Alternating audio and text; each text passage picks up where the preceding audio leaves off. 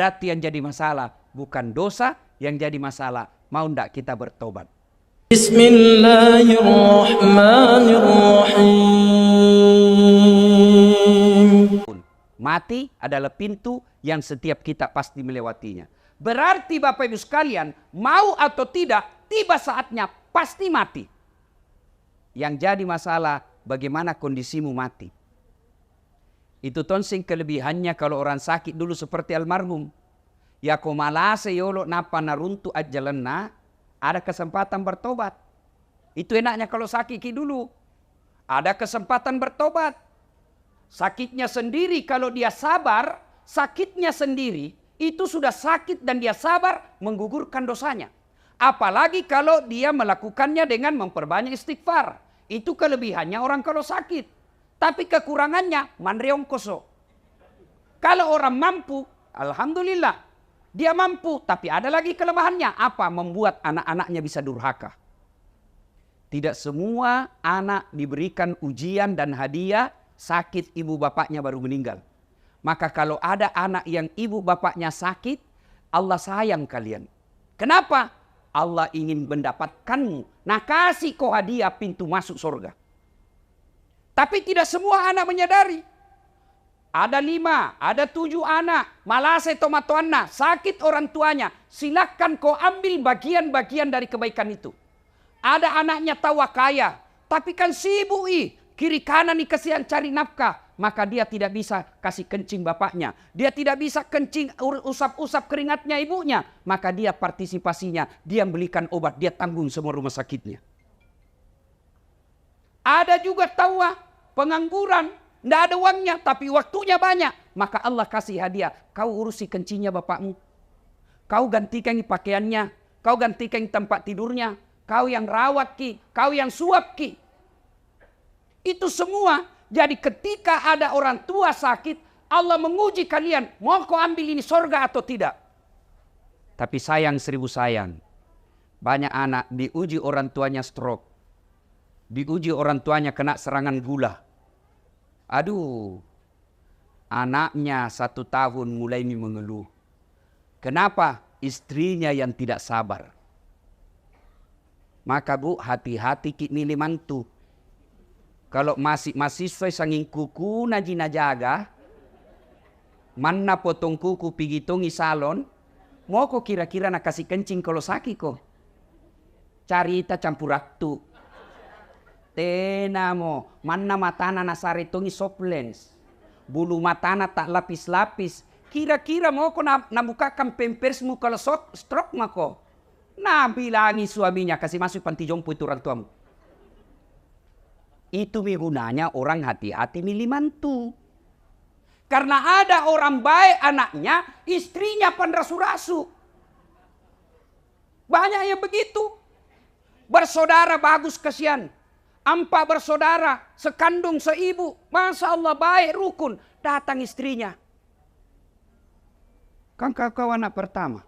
Selama hidup bapakmu banyak kau kasih. Selama hidupmu bapakmu semua kau yang ngurus. Sekarang meninggal apa kek kau bisa ambil di situ?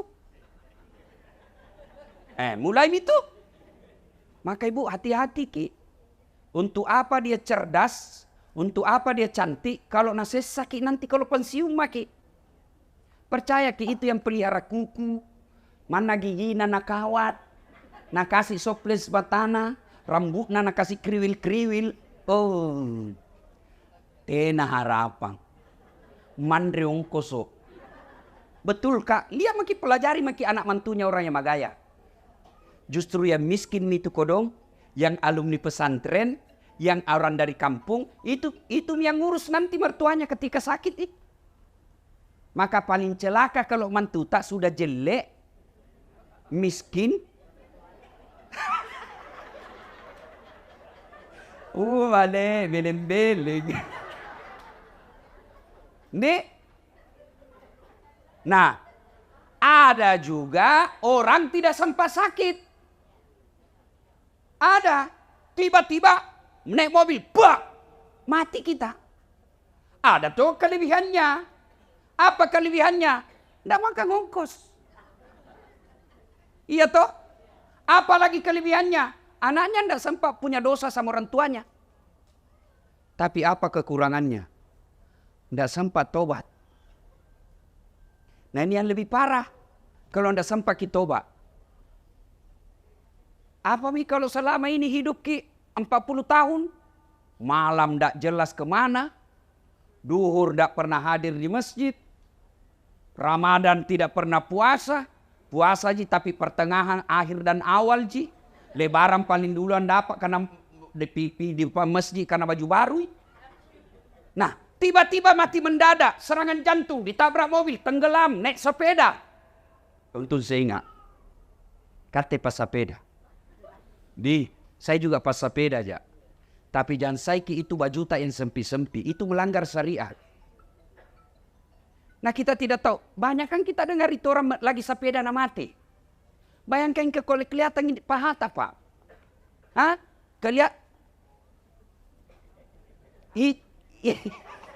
Tipis na celanana baru. Oh mana? Mati kok begitu menghadap. Na belender ko maleka. Yang tadinya maleka masih sana lihat ko pakai begitu. Hai cabut misalkan yang ini. Maka ibu bapak, saudara-saudara sekalian, masing-masing ada kelebihannya. Nah, yang pasti, yang kedua. Hidup ini, maka dia pun Allah Ta'ala. Wa mal hayatud dunya illa mata'ul hurur. Das'ad, Firdaus, Haji Amir. Ini dunia sementara saja. Acule-cule yami. Maringan kombo. Ada tambangmu. Sebentar jika. Maka dunia ini hanya titipan. Apa titipan dunia itu macam-macam. Satu, titipan dunia ada yang disebut harta. Harta ini titipan. Ada pula titipan berupa ilmu. Ustadz. Ada pula titipan berupa anak. Ada pula titipan berupa umur. Titipan semua itu. Maka ketika Allah kasih kau titipan. Satu, jangan kau sombong. Yang namanya titipan bos. Jangan kau sombong. Harta. Titipan itu. Ini. Ada mobil di sini 3-4 kayaknya di dalam sini. Titipan Titipan nih. Kalau mati seperti almarhum. Nah bawa hartanya. Enggak. Kaos kaki aja enggak boleh dipakai. Dasi aja enggak boleh dipakai. Titipan aja ini. Harta ini titipan. Maka yang namanya titipan. Jangan kau sombong dengan hartamu. Maka ambil ilmunya tukang parkir. Ini banyak semua tukang di sini, Pak Warkop. Nah bilang temanku, jangan mengaku anak Warkop Makassar kalau kau tidak tahu camidu. Apa itu camidu, Ustaz? Catat dulu. Ketua Pak Amir. Ayo. Coba lihat itu tukang parkir di Warkop. Masya Allah baik na hatina. Nggak ada sombongnya. Banyaknya mobil na jaga. Nggak pernah patenten sombong. Kenapa? Begitu ambil orang mobilnya, maka lama kali jadi kasih 2006 nih. Kenapa? Karena dia yakin bukan mobilku. Maka sebaiknya itu harta tak seperti tukang parkir. Titipan jini. Jangan kau sombong. Kalau Allah marah dengan kekayaan yang kau sombongkan, Allah ambil hartamu. Sekejap Maka dami pun Allah Ta'ala kun fayakun. Jadi habis. Apa contohnya? Tsunami. Lihat itu kalau tsunami hancur. Gempa, kebakaran. Maka harta jangan membuat kita sombong. Ibu-ibu. Tahu Firaun? Tahu itu Firaun bu. Allah melaknat dia karena dia sombong. Gagah. Raja. Istananya banyak. Dilapisi dengan dinding-dinding emas. Tapi karena sombong. Allah laknat dia. Dan Allah tidak akan memasukkan dia dalam surga. Kalau kita ini Islam pernah dua kalimat syahadat, yakin sampai mati, pasti masuk surga. Jangan makin khawatir, Bu. Ini semua kita pasti masuk surga. Yang penting sudah syahadat, yakin dua kalimat syahadat itu pasti masuk surga. Cuma kalau dilanjutkan pertanyaan, kapan masuk surganya? Sudah pakai dicuci. Di mana dicuci, Bu? Neraka kedua tempat, tidak ada tengah-tengah. Jangan kau pikir ada bencong. Enggak. Tuh, neraka, surga. Kalau dia tidak masuk surga, di neraka. Kalau dia Islam, masuk ke surga. Tapi mampir dulu di neraka. Bagaimana keadaan di neraka dicucinya? Tergantung dosamu. Sama bajuku saya. Kalau bajuku yang kupakai si ceramah, rendam saja deterjen, bilas sedikit, bersih. Tapi itu bajuku yang kupakai dulu waktu ku SMA SMP kalau pika sawah, kotor, mamaku nak cuci istilahnya, nak cuci kalantang. Tahu ki kalantang, Ibu? Tahu bapak-bapak kalantang? Direndam dulu satu malam air panas, besok baru disikat, dibanting-banting, diinjak-injak, toh, dibanting lagi, disikat, baru dijemur satu hari, malamnya diembunkan, besok baru dibersihkan lagi, baru bersih. Begitu, Bi. Kalau banyak dosa tak, kalau sedikit ji, tampilin jaki saja. Tak, masuk kok. Sudah, Mi. Tapi kalau banyak dosa au patopan di kalantang. Di kalantang orang, Pak. Tergantung dosa. Tapi Fir'aun, itu Allah jelaskan Quran, haram dia masuk surga. Kenapa? Karena dia sombong. Lalu, dilaknat Allah, tidak ada orang suka. Itu Fir'aun tidak ada yang sukai. Mana buktinya? Sampai sekarang ini tidak ada orang maros mau kasih nama anaknya Fir'aun. Itawa terkenal cikali. Ini kinja toa di Quran. Raja. Tapi tidak ada orang mau kasih nama Fir'aun anaknya. Kenapa? Karena Fir'aun dilaknat Allah karena kesombongannya. Maka kaya jangan membuat sombong. Yang kedua, apalagi harta. Yang kedua, ilmu. Jangan sombong. Adakah ilmuwan sombong? Ada. Mana gerangan? Ada, itu biasa. Tidak usah bahas ilmu kedokteran, ilmu agamamu. Adakah ustadz sombong? Ada. Yang mana ciri-ciri ustadz sombong? Yang tidak mau menerima perbedaan pendapat. Pendapatnya saja nanggap benar. Kalau berbeda langsung bilang bid'ah, masuk neraka. Kada tong itu begitu, Pak? Ada. Apa yang mau kita sombongkan dengan ilmu ini? Padahal Allah sudah jelaskan, wa ma utitu minal ilm illa qalila. Dek wale kopat disengek kecuali cek dek mi. Itu kata Allah. Apa yang kita mau sombongkan dengan ilmu? Ini dasar latif. Yang merasa hebat. Bukan karena saya cerdas. Bukan karena saya jago. Tapi karena ada penontonku. Saya bisa viral sampai penonton saya di YouTube sudah 148 juta. Bukan karena saya hebat. Tapi karena ada yang nonton. Coba kalau saya ceramah di sini. 2 jam berapi-api. Membara. Tidak ada yang nonton. Lewat patopan. Lama misaki itu, Ustaz. Iya toh? Iya. Jadi kalau jadi penceramah ilmuwan, jangan kau sombong. Kalau Allah marah, nah kasih pikun kok. Ada banyak pikun. Ada banyak pikun. Ada walau benar atau tidak, ini cerita-cerita ji. Ada profesor dekat-dekat mi pensiun, mau pi mengajar. Setiap dia mau pi mengajar, selalu nak cium istrinya. Ini 2 minggu mi, ndak dicium istrinya. Dah protes istrinya, bilang, Pak, biasanya kalau mau pi mengajar, kau cium kak. Ini mau mi 2 minggu ndak pernah mau cium-cium. Dalam hati, astagfirullah, berarti siapa kau cium selama ini? Ternyata pembantu ndak cium. Jantung modus. Mata-mata sudah dengar begini, besok didapat sama anaknya. Kau kira mamaku nak? Apa yang kita bersombongkan dengan ilmu? Maka yang baik, mari saling menghormati perbedaan pendapat. Nih, biasa kita ini, gara-gara beda pendapat dalam suatu masjid, akhirnya masjid tidak tenang. Lama-lama masjid ditinggal jamaahnya. Lama-lama akhirnya masjid didominasi oleh satu aliran atau mazhab saja.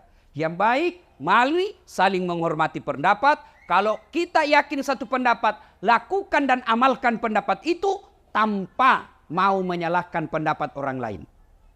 Maka kalau kita lihat masuk di masjid, ada orang takbir begini, silahkan, jangan kau salahkan. Ada juga yang begini, silahkan, ada ton dalilnya.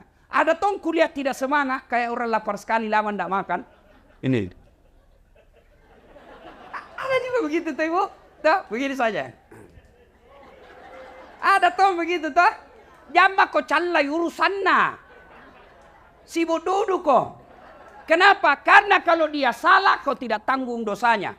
Kalau dia sesat, kau tidak ikut sesat. Tapi kalau kau celah, kau maki, kau hina, kau dapat dosa karena menghina hamba Allah. Selesai. Jadi kalau ada kita lihat berbeda, jangan maki urusi. Mau ke pelihara jenggot, silahkan. Jantung aku bilang yang tidak pelihara jenggot, tidak sunnah. Mau kau yang jengki celananya, silahkan. Jantung kau bilang orang yang dibawa mata kakinya kafir, tidak. Saya dibully di WhatsApp, di Facebook. Ini Ustadz tidak sunnah. Kenapa kau bilang tidak sunnah? Buktinya kau tidak pelihara jenggot. Mau dia apa kalau tidak mau tumbuh? Gara-gara jenggot udah cala-cala kan. Sibuna. Sudah ya. Jadi jangan sombong gara-gara ilmu. Yang ketiga, apa itu titipan? Sudah harta, ilmu, apalagi? Jabatan. Wali kota, kepala dinas, gubernur, pak camat, anggota dewan. Titipan ngasen jinjo. Tiako borro. Jangan kau kabarra-barra. Iya toh? Bu. Kutanya ki dulu Kutanya ki. Kita tahu itu rumah yang cantik di Jalan Sudirman, perempatan Sungai Sadang, sebelah kanan warna putih. Banyak bendera-benderana. Kita tahu Ibu. Yang dari Pangke anggami pura-pura mengkitai. Tahu itu? Apa itu? Rumah jabatan gubernur. Kalau masuki di dalam orang di situ jangan kuborro. Kenapa? Pasti keluar kok. 5 tahun saja, paling lama 10. Masih mau kau tambah dibilang kau gila. Keluar kok, bukan kau di situ. Berapa mi orang tinggal di sana? Berapa mi? Banyak mi toh? Pasti keluar. Apa yang kau sombongkan dengan jabatanmu? Apa? Apa lagi? Ini Hertasning. Ada di situ rumah dinas ketua DPR Kota Makassar. Berapa mi tinggal di situ? Jangan kau borro. Pasti kau keluar. Makanya saya biasa ketawa-ketawa saya dalam hati kalau ada anggota DPR borodudu acece. Tiap mau kau bos, kau 5 tahun jijatanu. Terpilih kau lagi 10 tahun, tidak terpilih wabillahi taufiq wal hidayah. Kutanya ki dulu Ibu, kutanya ki. Mana lebih tinggi pangkatnya gubernur dan wakil gubernur? Mana Ibu? Gubernur. Bapak-bapak, mana lebih tinggi pangkatnya Kapolda dengan wakil Polda? Mana lebih tinggi pangkatnya wali kota dengan wakil wali kota? Tidak mungkin wakil lebih tinggi daripada wali kotanya. Tidak mungkin wakil gubernur lebih tinggi daripada gubernurnya. Tidak mungkin Wakapolda lebih tinggi jabatan pangkatnya daripada Kapolda. Iya toh? Tapi herannya, kenapa itu wakil rakyat? Nah kau wakil ya kau bos. Ini kayak nak kepatak kekuasaan rakyat. Kau wakil ya kau. Kenapa kau jadi wakil rakyat mau merasa sombong? Nah kau wakil. Allah marah. Kalau sombong, nah ambil kau punya kekuasaan.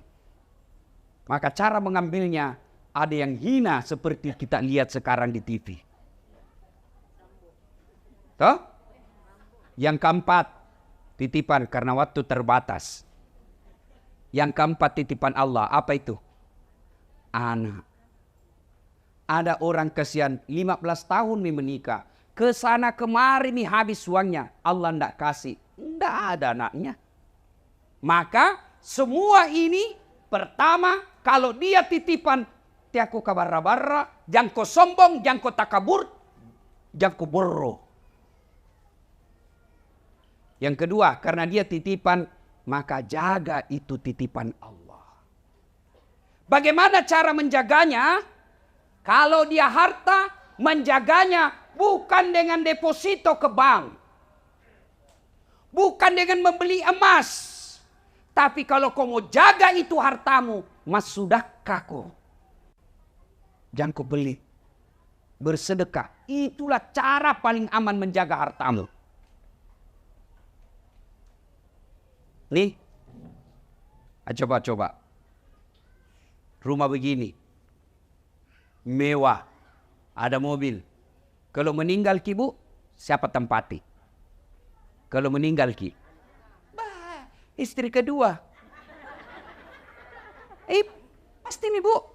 Kawin lagi. Jangan aku lagi pikir cemburu kalau dikubur. Nggak ada urusan cemburu orang dikubur. Iya toh? Nih, ibu-ibu nih. Yang banyak semua masna.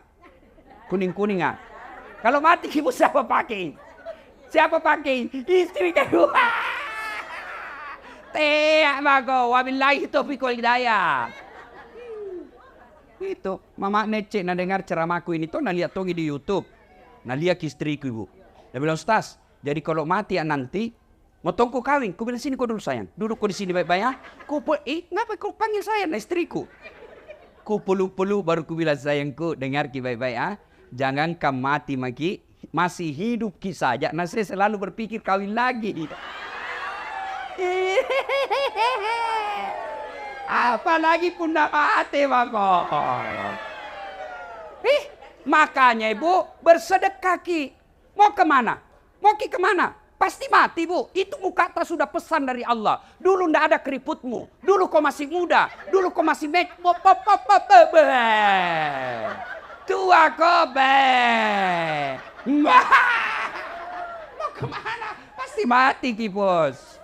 Maka ibu, bu, dengar kak dulu. Enak nih tuh orang jadi orang kaya. Kenapa? Biar palsu dipakai. Nah bilang ki juga orang asli. Dia maki itu enak aja orang kaya. Mana palsu dipakai Nabi bilang coba kalau istri dapat tahu pakai. Mana nak beli di Tanah Abang? Orang bilang tahu itu. Nabi bilang apa? Enggak mungkin, enggak masuk akal orang kaya itu. Itu susah orang miskin. Biar asli dipakai Nabi bilang kebekom ngale. Maka kita yang kaya sedekah kok. Maka selesai takziah nanti kita yang kaya, panggil anak tak apalagi yang sudah 60 tahun ke atas. Panggil itu anakmu. Nah, ini ada emasku 500 gram. Jual mau 400 gram, bikin kau mesti di kampung. Yang 100-nya, mari saya pakai. Belikan kembali yang palsu. Sudah. Maka enak, kaya di dunia, kaya di akhirat. Menjaga amanah harta, bukan dengan investasi tanah. Bukan dengan beli rumah ini. Bukan investasi dunia pasti. Tambah susah kau meninggalkannya. Maka caranya sedekah. Bu-ibu. Pernah ada orang kita lihat bangkrut gara-gara sedekah? Pernah? Yang bangkrut gara-gara narkoba. Yang bangkrut gara-gara judi. Yang bangkrut gara-gara pemabuk. Yang bangkrut gara-gara selingkuh. Beda poligami selingkuh, ah? Iya sami. Kalau selingkuh coko-coko, ndak halal. Poligami halal. Apa kau tahu pak? Berani kok. Nabila temanku Ustaz. Orang lain istrinya semua singa. Alhamdulillah saya istriku di rumah Ustaz. Bukan macan bu. Kelinci. Nabila saya istriku kelinci Ustaz. Tapi saya menjadi kangkung.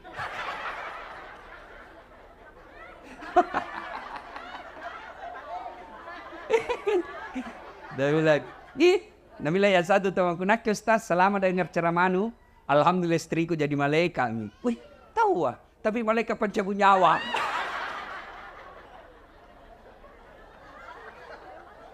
Ada kayak cerita sama saya, Ustaz poligami itu kan sunnah. Betul, poligami itu sunnah jadi jangan celah. Kalau ibu bapak tidak setuju, boleh tapi jangan kau celah orang yang berpoligami. Tapi dengan catatan, poligami bagi orang yang mampu. Ibarat pesawat itu pesawat pak, ada kan namanya pintu darurat. Tidak boleh dibuka setiap saat. Puna bukai tidak darurat, najak kalau polisi. Begitu juga itu poligami bagi orang yang mampu. Siapa contohnya? Rasulullah Muhammad sallallahu alaihi wasallam. Kenapa beliau mampu sholat tahajudnya tiap malam? Kenapa beliau mampu Senin Kamis tidak pernah lepas? Tiap pagi dia duha, bersedekah setiap saat di rumahnya, tidak pernah kasar ngomong. Maka Allah kasih kemampuan. Kate hari Jumat saja kau sembahyang, paling terlambat datang, paling cepat pulang. Orang khotbah kau tidur, motong kau poligami, nenek itu patah. Kalau tidak mampu jangan kau cari-cari susah. Maka amanah sedekah. Ya bu? Bu? Dan itu orang dermawan, orang senang. Meskipun sudah meninggal orang masih mengenangnya. Iya toh? Tapi kalau sekeki, jangankan meninggal, masih hidup kisah saja, tidak doakan ke orang. Coba kalau orang dermawan, pikir siara kubur, antar kubur orang meninggal, dilewati kuburna, tahu wah. Baik sekali ini orang teman tetangga atau hidup, suka kina traktir, doakan tahu wah. Sudah 5 tahun meninggal, masih didoakan. Tapi kalau orang seke, jangankan mati pak, masih hidup saja, lewat di kompleks mobilnya, tabrakan lalu. Kukira tuh mau karena kasih naik, ternyata nak kelas sonja. Maka bersedekahlah. Cara memelihara harta yang Allah berikan, sedekah. Yang kedua, anak. Bagaimana cara memeliharanya? Jadikan anakmu soleh dan soleha. Apa Allah melarang anak kita jadi kontraktor? Tidak. Apa Allah melarang anak kita jadi dokter? Bagus. Apa Allah melarang anak kita jadi anggota DPR? Tidak. Tapi Allah minta jadikan anakmu pejabat yang memperhatikan agama. Bu, ibu. Bu. Kira-kira kalau masuk lagi di kubur sama doakan ki. Suami. Nalemi orang lain. Siapa doakan ki kira-kira? Ini kenyataan ibu. Ada temanku dulu haji, meninggal istrinya. Waktu meninggal istrinya dia bengkak matanya pak. Baru sangku lihat laki-laki bengkak matanya menang. Biasanya kan sedikit dia baru nak terima tamunya orang. Itu pun stres tapi merokok ji. Ini tahu bengkak matanya menangis. Dia bilang Ustaz saya bisa sampai seperti ini karena hebatnya ini istriku. Rasanya tidak bisa melanjutkan hidupku. Separuh jiwaku ikut bersama istriku. Dalam hatiku pengaruh lagu. Sekali na ibu, belum setengah tahun. Pihak jogging di Karebosi. Tuh jogging ngak. Ada ketemu. Ada di sampingnya cewek, muda, putih, panjang rambutnya. Nggak pakai jilbab. Ku senggol itu teman ngajiku. Ini gaya roh. Siapa namanya? Yang baru Ustaz. Siapa doakan kibu? Siapa? Maka kalau mau lihat sekarang masa depan tak dikubur, lihat tak nak tak sekarang. Kalau malam Jumat mengaji baca Yasin di kamarnya, alhamdulillah. Subuh dia pergi ke masjid jamaah, tanda maki bu, jamaah kita masuk soal kubur tak ada mi doakan ki. Tapi kita tengok kamarnya main game, tengok lagi main game lang, datang bapakna, nalapisi HP-na dengan buku. Dikirim membaca padahal HP-nya di dalam. Hati-hati. Serius kah ini pak? Serius kah? Saya kalau meninggal, saya tidak harap didoakan sama istriku. Bisa jadi jodohnya terbuka lagi setelah saya meninggal. Apa mi? Jangankan bapak meninggal, nak kena aku saja stroke. Tidak bisa bicara, tidak bisa goyang. Nah bawa mi istrimu mantan pacarna waktu nak kuliah. Begini bapak.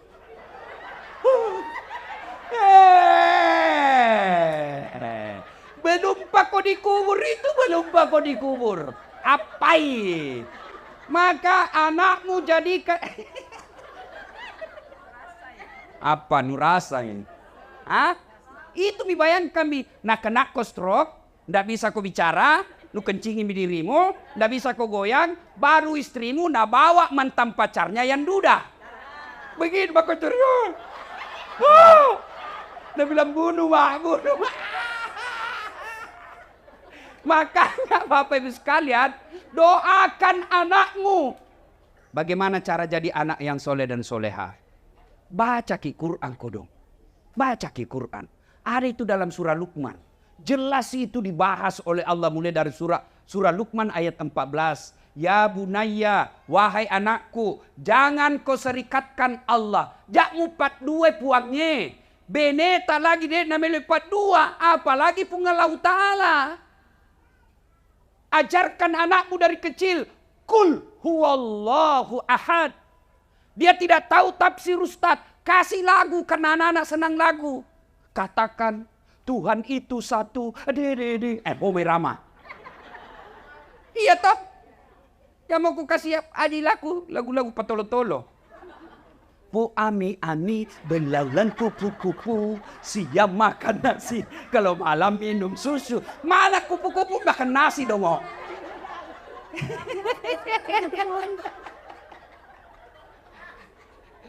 Ada ku gaspol me mama ku semua ini yang ngasih dia cari tanah. Nih bangga anak tahu kalau nak bilang anak tahu luar negeri sekolah pintar bahasa Inggris. Apa beda kalau pintar bahasa Inggris? Apa nu gapa? Memang nak kalau berdoa bahasa Inggris sih. Oh my God, please help me my mother. Carita campur ratu. Iya toh. Salah anak tak pintar bahasa Inggris, bagus. Salah anak tak luar negeri, bagus. Tapi kasihan Ki kalau dia tidak tahu agama. Ada orang kasihan anaknya ke luar negeri sekolah. Pulang lagi diongkosi. Diongkosi. Habis uangnya puluhan miliar untuk anaknya. Tapi tidak pernah bangun masjid. Kamase. Bu, saya baru pulang umroh. Kan kalau pikir umroh itu dibawa ke ziarah toh? Ya. Iya toh? Nah itu kalau orang dibawa ziarah, dibawa gitu di Madinah, ada namanya ziarah Masjid 7. Iya toh? Nah, kenapa disebut Masjid 7? Karena ada 7 orang di situ bikin masjid.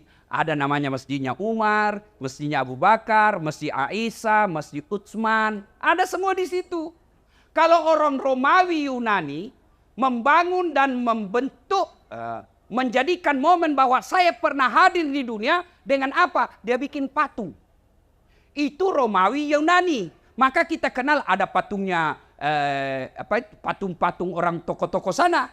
Ya toh? Kalau orang Islam bukan patung, apa? Masjid. Mana cat dibikin kok masjid?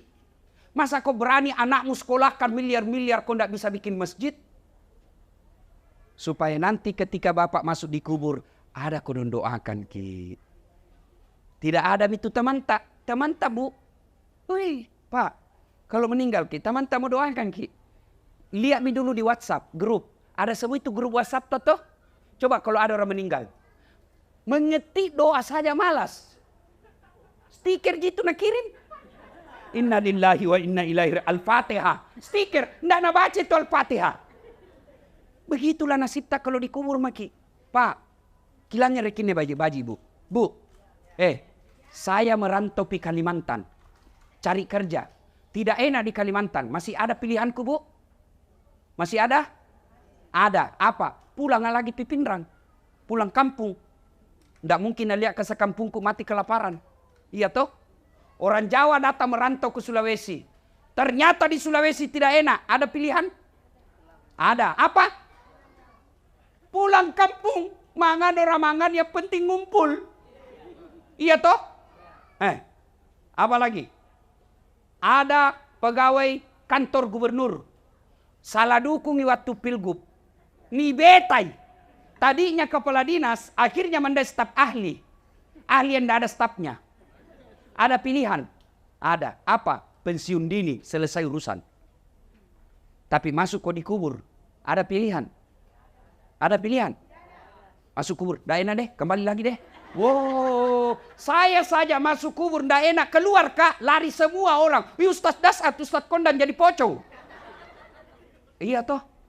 Maka begitu masuk kubur, yang bisa menolong Bapak Ibu, anak yang soleh dan soleha. Bagaimana carakan anak tak jadi soleh dan soleha? Itu sudah jelas dalam agama. Satu kata Nabi, kasih nama anakmu nama-nama baik. Nama-nama ada doa. Bukan nama-nama pemain bola. Nah kasih nama anaknya Lionel Messi. Ngapa na Lionel Messi? Nah bilang supaya jago main bola. Apa mau jago main bola? Sekarang saja di sini tidak ada stadion. Main bola tidak ada stadion. Satu, kasih nama yang baik. Dua, jangan kau kasih makan uang haram anakmu. Bodoh kita rakyat Indonesia kalau tidak mengambil pelajaran dari yang viral sekarang. Kalau darah dagingnya anak istrimu suka makan uang haram, pasti tidak beres pikirannya. Kalau anakmu selalu kau kasih makan uang haram, pasti tidak beres akal pikirannya. Itu Nabi sudah jelaskan. Mata bawa nojek ko Nabi podako. Tapi kalau anak dipelihara dari yang haram-haram, tidak pernah disentuhkan makan haram, bapaknya kontrak-kontrak, bapaknya tukang servis, bapaknya tambal ban, tapi anaknya nanti yang angkat derajatnya. Pasti begitu. Lihat saja. Yaitu guru-guru ngaji. Yang anaknya. Dulu di kampung dihina guru-guru ngaji. Karena dia pelihara anaknya baik-baik. Masya Allah anaknya yang angkat harkat dan martabatnya. Maka Bapak Ibu. Bapak yang sudah terlanjur menghalalkan segala cari nafkah. Jangan putus asa. Segera bertobat. Kasih kembali itu barangnya orang yang kuambil. Maka istri yang baik. Kalau datang suami tak bawa. Maka pertanyaan pertama, Pak. Halal ji ini. Biasanya 5 juta ji Pak. Kenapa ini 5 juta 500? Dari mana 500-nya? Halal ji. Kalau nak bilang halal bawa. Kalau nak bilang tidak jelas. Kita mau makan nih. Jangan kasih makan anakku. Saya tidak mau. Bisa Ibu? Bisa? Kalau 500 ribu bisa. 50 juta? Gue bukan sini gini.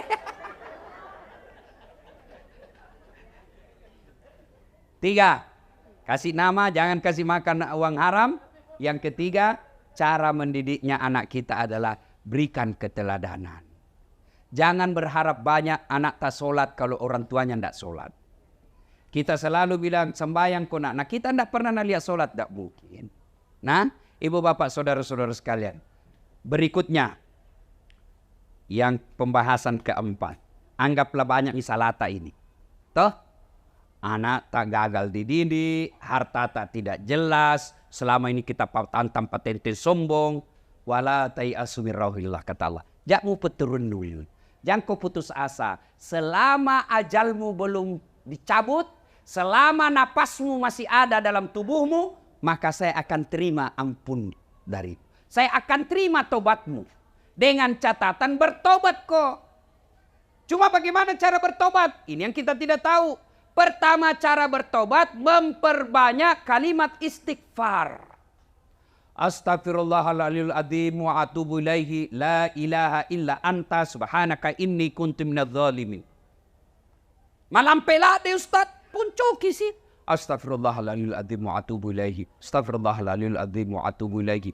Masih panjang Ustaz, yang paling pendekmu. Astagfirullah, astagfirullah, astagfirullah. Masih panjang Ustaz, pendek sekali ya. Astaga. Tidak boleh memanja. Paling pendek. Tidak ada artinya itu astaga. Tidak ada artinya. Astagfirullah. Itu mah. Tidak aku tahu bahasa Arabnya, bahasa Indonesianya. Puang. Ya Allah maafkan saya. Ampuni saya Allah. Ampuni saya Allah. Satu.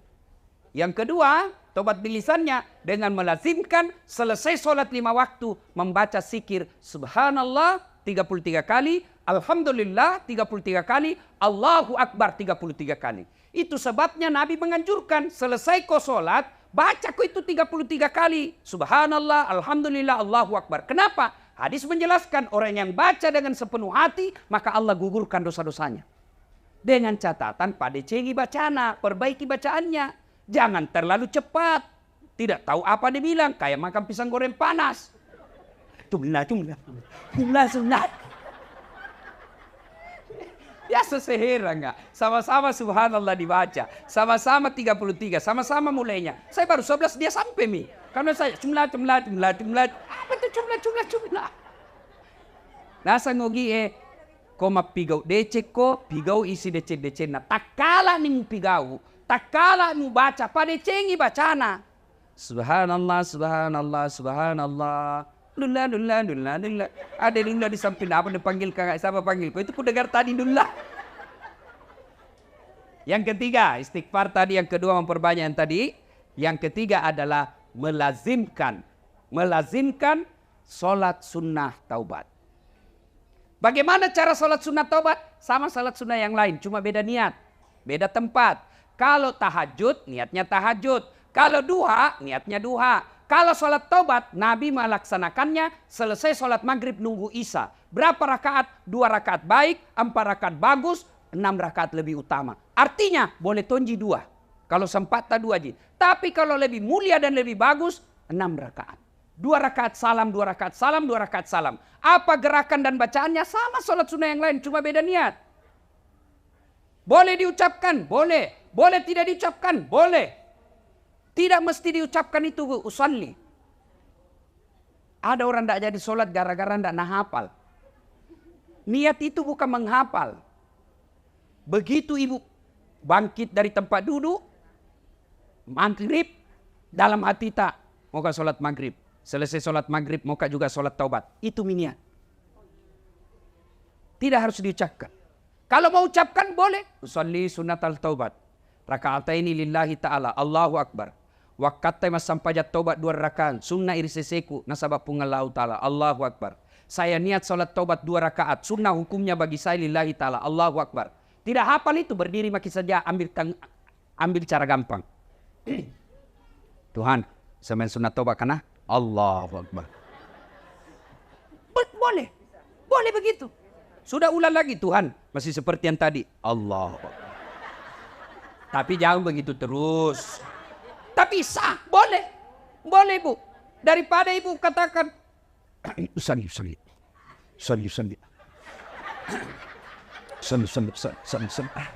Amal sembilan ini ya. Iya toh. Kita bukan ke orang Arab. Ya, maka niat tidak harus diucapkan. Boleh dalam hati. Makanya coba lihat kalau pergi tanah suci, lihat orang Arab bu. Kalau masuk masjid, jalan itu begini toh, jalan ini. Allahu Akbar. Langsung gitu, berdiri tegak, Allahu Akbar. Kalau kita kan selalu dulu. Loading. Di bacaannya sama. Ibu mau baca doa iftitah bagus, tidak baca tetap boleh. Baca Al-Fatihah, baca surat pendek, ruku, i'tidal, sujud, duduk di antara 2 sujud, sujud lagi, naik lagi, dan seterusnya. Assalamualaikum warahmatullahi wabarakatuh. Di mana tobatnya? Sujud terakhir. Dengan catatan, kalau mazhab Syafi'i jangan ucapkan, dalam hati saja. Itu bagaimana caranya? Anggap dalam hati ini gua, anggap dalam hati. Karena kalau ku jelaskan ki dalam hati, tidak mengerti ki.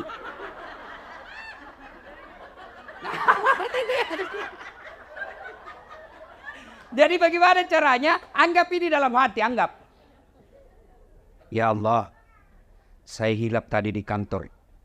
Ku pegang tangan sekretarisku. Nah pegang nggak juga Tuhan. Akhirnya aku pegang-pegang mahi. Ya Allah ampuni saya. Lalu yang paling penting, ini yang paling penting. Rabbana la tusik qulubana ba'da is hadaitana wa hab lana min ladunka rahmah. Terjemahannya, ya Allah, jangan kau palingkan hati hamba, jangan kau sesatkan hati hamba, jangan kau gelapkan hati hamba setelah engkau berikan hidayah dan petunjuk, setelah engkau berikan terang hatiku. Puang, ajak kesik 4 pakai lupa sikap memang. Tuh, selesai. Tidak harus diucapkan. Kalau mau ucapkan, nanti setelah begini. Bagaimana kalau selesai sholat Ustaz? Menghadap kiblat, sikir dulu, salawat sebanyak-banyaknya, lalu istighfar, mengangkat kedua belah tangan, doakan dulu orang tua tak, baru didoakan. Boleh tidak ada bahasa, boleh dalam hati saja.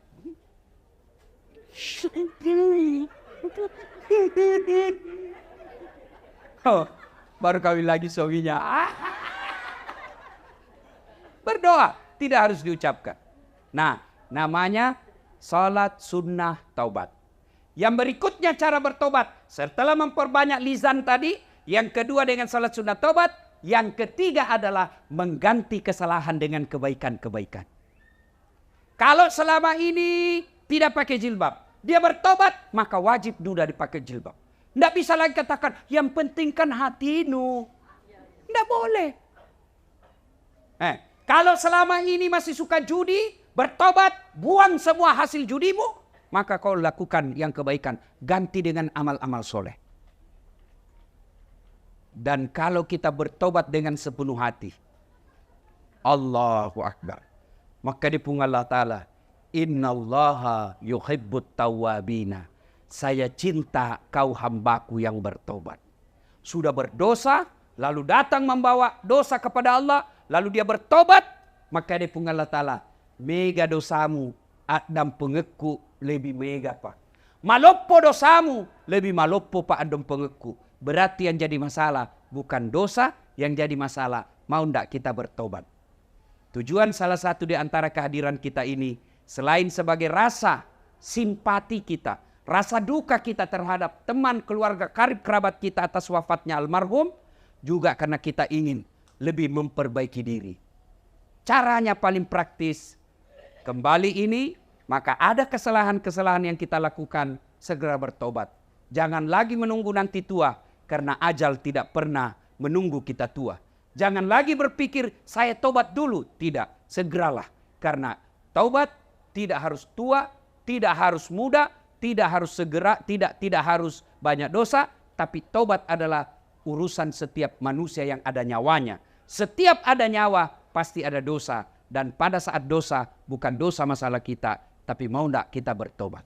Ibu bapak saudara-saudara sekalian, inilah tausiah kita pada taklim kita kali ini. Mudah-mudahan ada manfaat.